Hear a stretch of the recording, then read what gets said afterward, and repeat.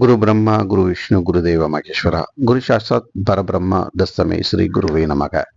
வணக்கம் நண்பர்களே.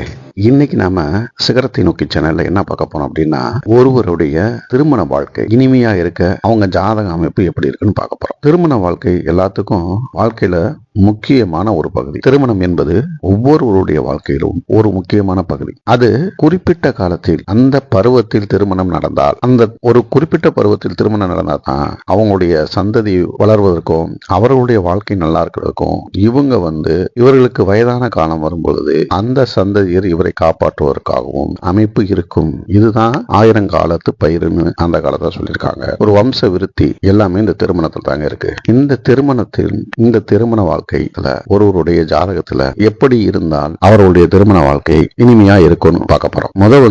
ஒரு ஜாதகத்துல திருமணத்திற்கான ஸ்தானம் 7ஆம் அதிபதி கலத்திர ஸ்தானம் சொல்லுவாங்க. இந்த 7ஆம் வீடு, இந்த 7ஆம் வீட்டின் அதிபதி பாவ கிரகங்களின் பார்வையோ சேர்க்கையோ இருக்கக்கூடாதுங்க. பாவகிரகங்களின் பார்வையோ சேர்க்கையால் பாதிக்கப்பட்டிருக்க கூடாது. அதுபோல 7ஆம் வீட்டு அதிபதி நல்ல வலுவா இருக்கணுங்க. உச்சமோ ஆட்சியோ எப்படி ஏதாவது நல்ல வலுவா இருக்கணும். அதே போல ஒரு ஜாதக 7ஆம் வீட்டில் பாவகிரகங்கள் பார்வையோ அல்லது பாவகிரகங்கள் சேர்ந்து இருக்கக்கூடாதுங்க. எந்த வகையிலும் பாதிக்க கூடாது. 7ஆம் அதிபதி இருக்காரு பாருங்க.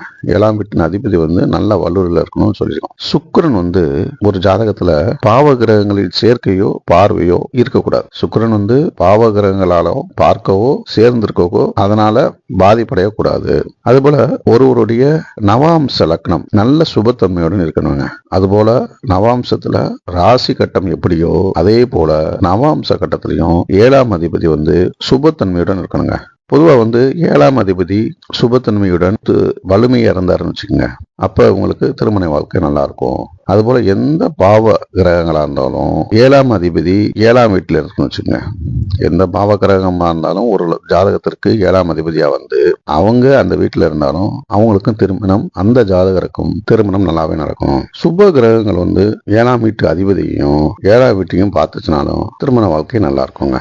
7ஆம் அதிபதி ஒரு சுப கிரக வீட்டுல அமர்ந்து சுக்கிரன் உச்சமாவோ ஆட்சியாவோ இருந்துச்சுன்னு வச்சுங்களேன், அவங்களுக்கு சரியான பருவத்துல திருமணம் நடக்குங்க.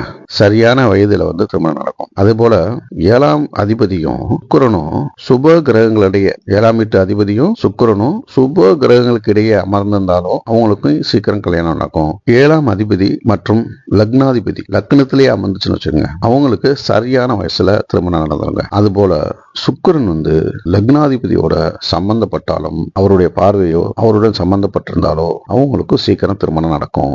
லக்னாதிபதி 7ல் அமர்ந்து 7ஆம் அதிபதி கேந்திரத்தில் அமர்ந்தாலும் 1, 4, 7, 10 அப்படிங்கிற கேந்திரங்கள்ல அமர்ந்தாலும் அவங்களுக்கும் பருவத்தில் திருமணம் நடக்கும். 7ஆம் அதிபதி வலுவுடன் இருக்காருன்னு வச்சுக்கோங்க.